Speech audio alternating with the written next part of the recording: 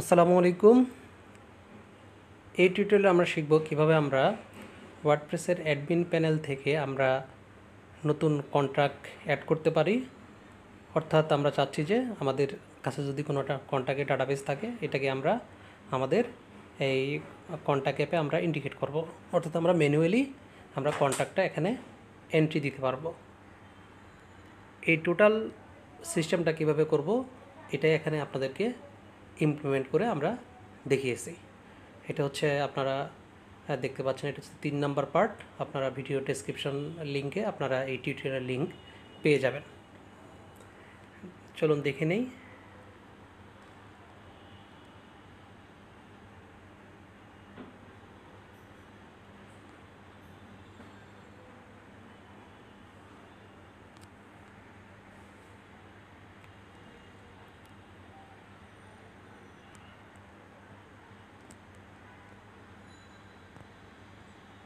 এই যে আমরা কন্ট্যাক্ট অ্যাড করতেছি।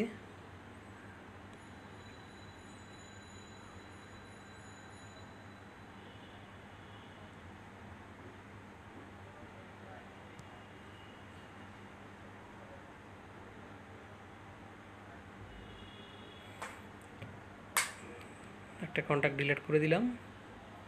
আমরা নতুন করে কন্ট্যাক্ট আবার অ্যাড করব।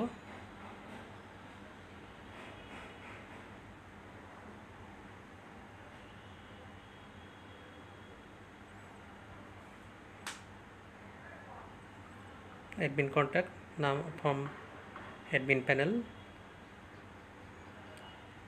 যখন আমি অ্যাড কন্ট্যাক্টে ক্লিক করবো, আমার ডাটাটা কিন্তু সরাসরি চলে এসেছে এবং ব্যাকএন্ডও আমরা দেখতে পারবো। আশা করছি ভিডিওটি আপনাদের ভালো লেগেছে, এবং ভিডিওটি ভালো লেগে থাকলে অবশ্যই লাইক, কমেন্ট, শেয়ার করে পাশে থাকবেন। ধন্যবাদ সবাইকে।